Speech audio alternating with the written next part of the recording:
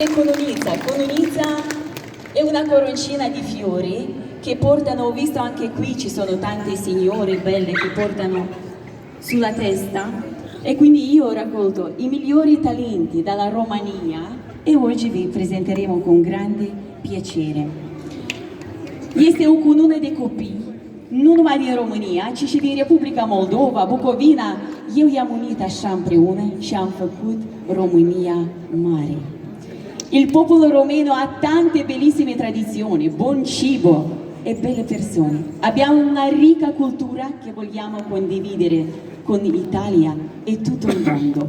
Oggi è solo un piccolo assaggio. Și, nu în ultimul rând, vreau să mulțumesc din suflet președintelui Asociației Romulus Popescu pentru invitație și datorită lui noi astăzi suntem în această zi minunată și petrecem această sărbătoare minunată, Festivalul România, Tradiții și Valori Europene, ediția a 17-a. Vă doresc o zi frumoasă și distracție plăcută.